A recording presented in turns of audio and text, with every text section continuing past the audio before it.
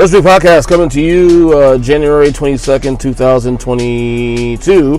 Why is it every time I get to the year, I always have to pause? It's going to take another month or so before I actually get used to the fact that it is 2022, not 2021 or 2020, or maybe, year number 3 of COVID. Technically almost 2 years, but the third year in a row that we've had to deal with this shit. Anyway, I'm your host, Earnest EJ Christian, coming to you from my car, actually. I'm actually using a clip-on mic here as I drive. And the reason why I'm doing this now, especially, is that I gotta be honest with you, man. It's been, since launching the Earnestly Podcast Network, which I'm grateful for. I've been able to get a lot of stuff done with the other shows, but haven't really been able to really do this show in quite a while. Checking in on the personal things and checking in on just like life in general. Football's awesome. It's been going well. Been doing that. By the way, I'm actually I have to go while I'm driving. I was realizing that my tire on my right side is actually low, so I'm gonna be making a stop here on the way to work to put some air in my tire. But anyway, how you guys doing? Like I said, I had a chance with I did the quick like wild card weekend wrap up, sort of like on Monday, 15-minute thing, but that wasn't really a full out podcast I wanted to do. Again, when you do all this stuff, man, you want to balance everything out too in the process. Balance out family life and the kids, and my kids recently just started doing. We're now committed now to 4 days a week of them going to Brazilian Jiu-Jitsu and as well as boxing. So they go to Jiu-Jitsu on Monday and Wednesday, and they go to Jiu-Jitsu Tuesday and Thursday, and basically that's taken up about, I would say, an hour or 2 hours of our time, after school, of course. So it's one of those things where, time is getting, I'm really learning time management now with this thing. I'm really learning how to manage every minute of my day, where it's time to go to sleep, time to do extracurricular activities, time to do prioritizal. Is that a word? Prioritizal? No. Priorities such as dinner and, time spent with the wife, with the kids and all that, and balance and stuff.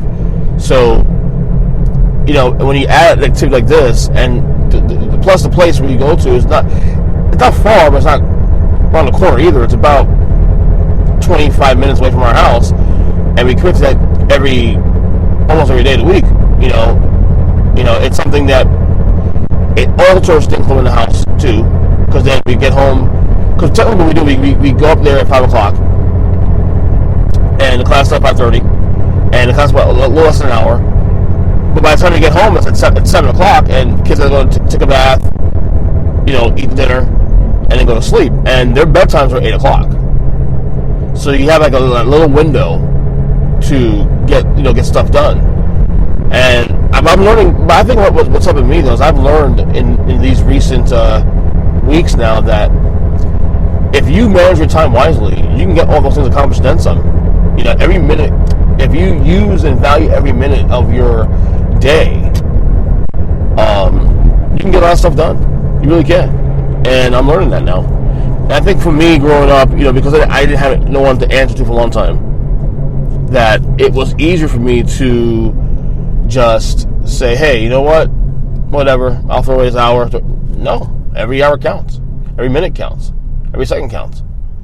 And I'm learning that as we, kids get older and whatnot. That's what happens. So, anyway. I gotta sneeze. Oh my god, I gotta sneeze. What happened on the docket today? Well, it is divisional weekend. I'm really excited about that. But besides that, let me see. 2 days ago was the first year of Joe Biden's administration, and I tell you, it's as polarizing as Donald Trump's, but in a different way.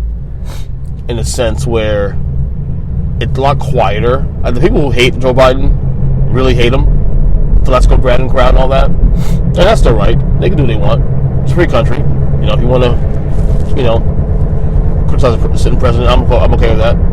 I've always said that, even with Trump, I always said that the disrespect of our leaders is weird to me because I grew up in an era where even if you didn't necessarily agree with the president's policies, you always felt like, okay, let's show respect to the president.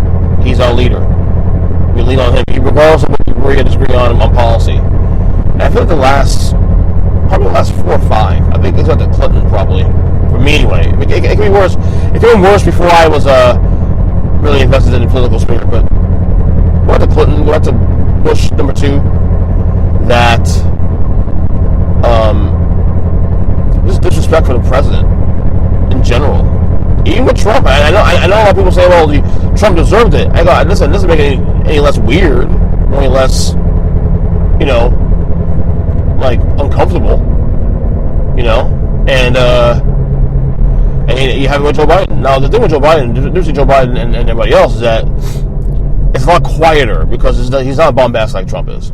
I mean, anybody that argues that is a fool. He's not bombastic. But a lot of people who think he's like senile or whatever it may be, and it's just one of those things where people just don't like the guy on policy. And I'll be honest with you, even people who voted for him are disappointed. Even people who we've had on this podcast, the Zach DeGeneres in the world, and the Mark Francois, who are far left. They admittedly so say they're far left. Was giving him what we did a 6-month review on Biden back in, I think it was like August, September, or July. Gave him a D. Some said F. So it's he's getting it across the board. I think if you want to personalize it and kind of get it into a situation where, okay, perspective. I mean, I think a C- letter grade is probably more apropos. I mean, to me, it depends on where you stand on the issues. Like, if you agree with the issues that he stands on, of course you do. This is where I get mad at people like, oh, well, you just like, well, yeah, if you agree to, if we're having a policy argument and you agree with the policies he's doing, of course he's going to like what he's doing. It's the same with Donald Trump supporters. Like, if you agree with the policies he's doing, of course you give him a high letter grade. That's just natural. I don't know why that's something that should be argued. You know what I'm saying? Like, I agree with the policies. I'm not saying I agree with Biden's policies. I'm just saying that's in general. Like, if you agree with the policies, of course you're going to give the higher letter grade. Who am I to think like you? You know what I mean? Everything surrounds you. But I think that the one thing that I will say I've been very supportive with him on, is the Afghanistan thing. I mean, I know the optics were pretty bad in terms of like the way he came out of there, but look, I firmly believe there was no better way to get out of Afghanistan, and at least him and I give Donald Trump credit for this too, because he kind of sort of like triggered this by setting a date to get out of there. And again, I said this on the podcast months ago that I don't think people appreciate the fact that both guys, Donald Trump and Joe Biden, were on the same side of the Afghanistan issue. We need to be out of there. So why can't we come together on an issue like that? I don't get that. But it's been a very let's just say I will say it's a bit underwhelming administration. He has time to turn it around. I think with COVID, I think the COVID thing, I don't think it's not a bad job on COVID, but the mandates and the mandates he wants to push, I'm completely against. I already said that if we've been told that vaccinations, you get vaccinated, you go to work with normal. Understand that COVID you can still get COVID, but the vaccinations prevent the worst case scenario.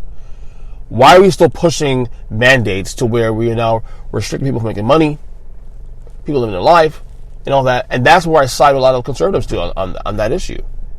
I don't understand why we can't have a more common sense, nuanced argument about this. Like, I'm pro-vax, but I'm anti-mandate at this point. 2 years ago, I would have said, okay, well, that's a different story because 2 years ago we had no information about this virus, this pandemic. Now we do, and now we have vaccines, and vaccines have worked for the most part. So I don't understand why there's a major argument on this. So I don't know. That's just how I feel about that situation. But you have to agree with me. That's okay. You have to agree with me. Yeah, that's all right. But I have to me, when I look at these things, I don't get people's feelings about this kind of stuff. I just speak my piece. Keep moving. You have to agree with me or disagree with me. So anyway, sorry if I'm making a lot of noise. My allergies here. Last week, so of course Dallas Cowboys last week, got eliminated from the playoffs. And, it's something I never understood about the Cowboys and just the fascination with the Cowboys. And I get it, the America's team moniker and all that. But last week, after, I don't watch the show normally anyway, but I heard that Undisputed, hosted by Skip Bayless and Shannon Sharp, 2.5 hour show from 9:30 to 12 o'clock Eastern Time. Supposedly, their first hour of the show was dedicated solely to Dallas Cowboys losing last week.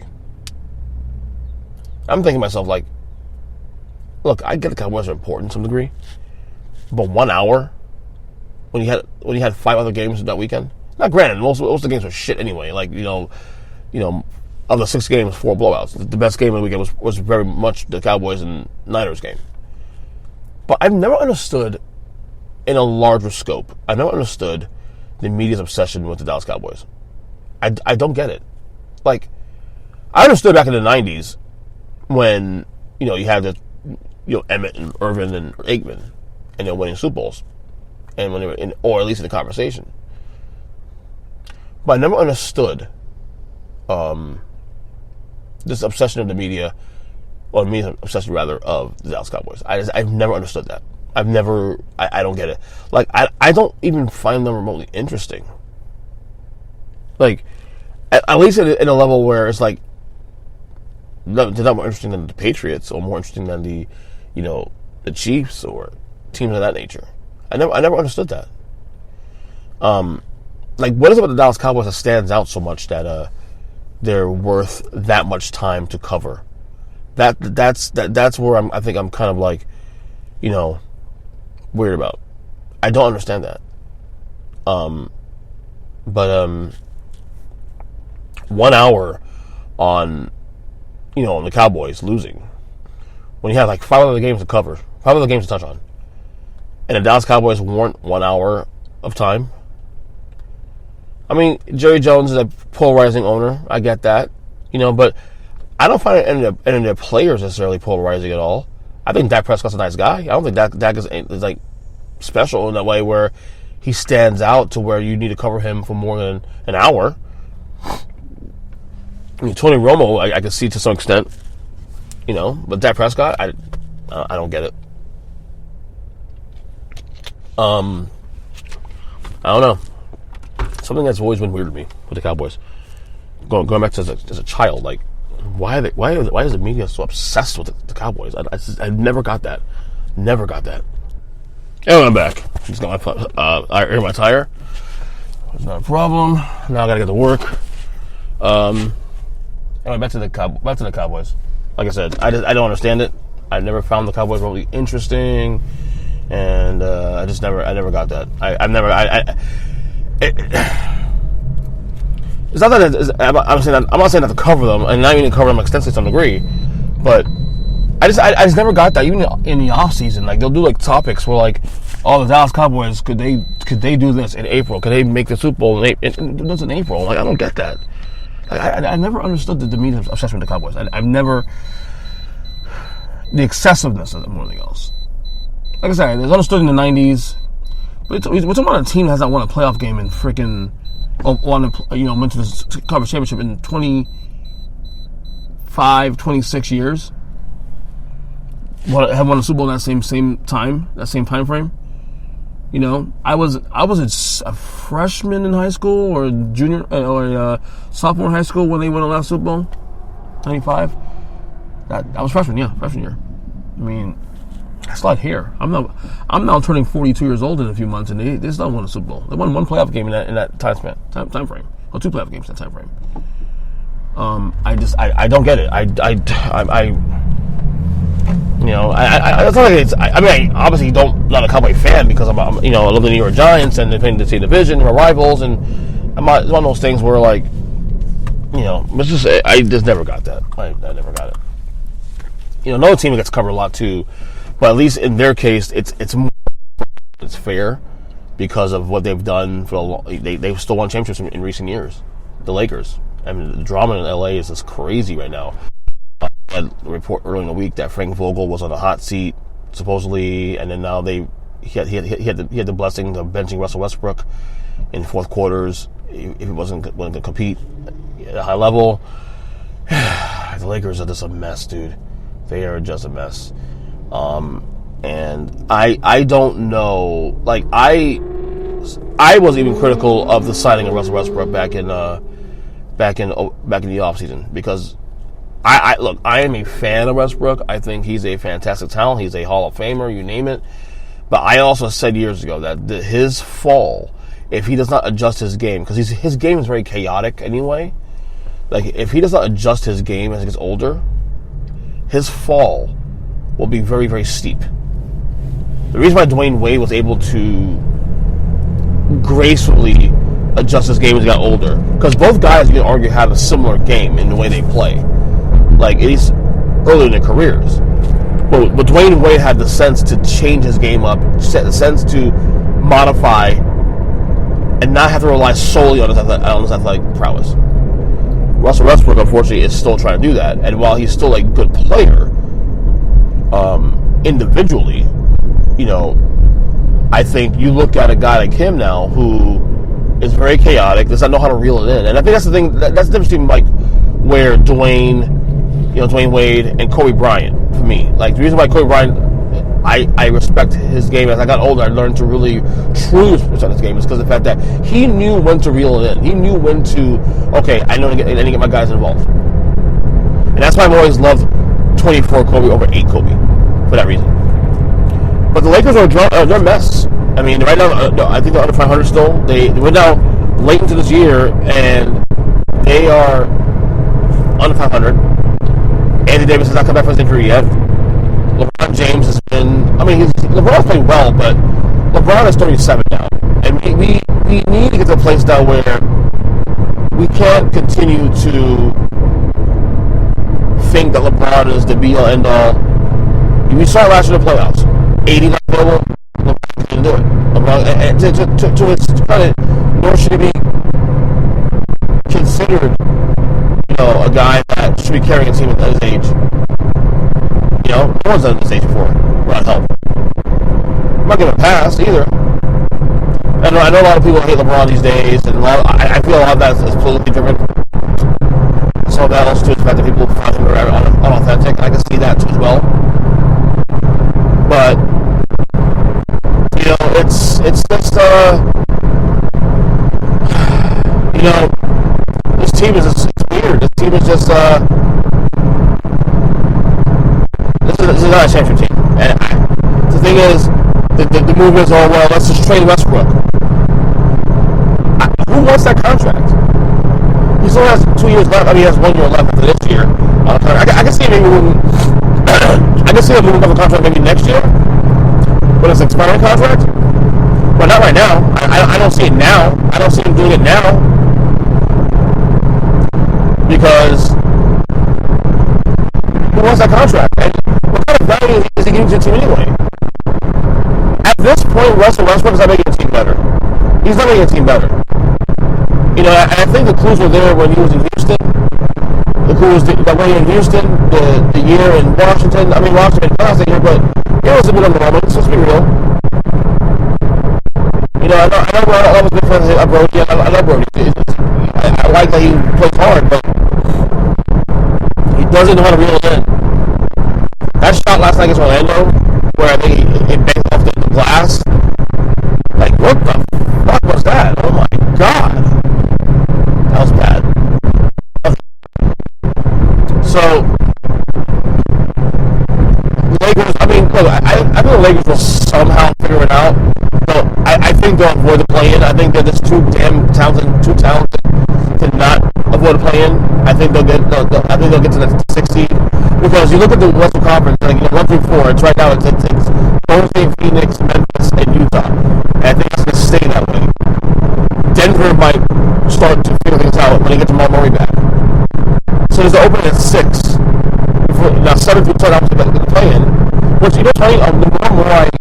the more and more I start to get used to this play-in idea, I'm starting to like it a little bit. Because it makes the team at the bottom have something to play for. But, I think think the Lakers will get a 60. So I don't think anybody else, when the Lakers have I mean, you have that period where they win 3-4 games in a row, then lose 2 or 3 in a row. But I think once they get 8 back, they'll figure some things out. Get to 60, maybe in the 5 seed. But if you tell me they're going to beat the Golden State Warriors, or if you tell me they're going to beat the Phoenix Suns, I mean, you're tripping. You are tripping.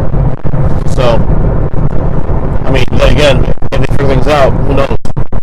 This is what makes them very interesting. It's like, as bad as they are right now, they can still, at moment's notice, if they start to figure things out and it clicks, find themselves playing the conference finals in May. And that's the scary part. So, final thing before I go, is a bit of a short one, sort of. Well, it's not that short, but I'm on the road. I have kind of stalled my Royal Rumble binge. I said to you guys a few weeks ago that I started watching all the Royal Rumbles in order. Not the entire events, just the event. And I started 88, of course, and I just finished 99 a couple days ago, but I've been busy with everything else, man. So now I'm on 2000. I was hoping to get this done before next week's Saturday's Royal Rumble 2022. But not gonna happen. Playoffs this weekend, and I'm working a lot, which is good. This is a good thing, of course. But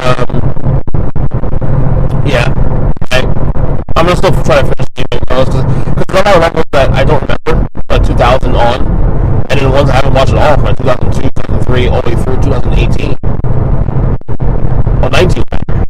So that's what we might go in the next couple weeks, is to get that binge going. There's a lot of things, content I need to watch as well. Like, I fell behind on wrestling content last month. I watched AEW Dynamite, month. Other than the day one pay-per-view on January 1st and New Year's Day, I haven't watched any current wrestling. And then you have, like, the football playoffs, you have the basketball season, whatever. And then the content I'm trying to finish watching. My wife and I have shows to watch together. I started watching the Tom Brady documentary on ESPN Plus. 2 episodes in, I loved it. I haven't finished it yet. There's a documentary I'm going to watch on Peacock. There's a John Madden documentary I need to watch also too. There's so much stuff to watch, and then I'm also doing this stuff on the podcast. Doing all of these things.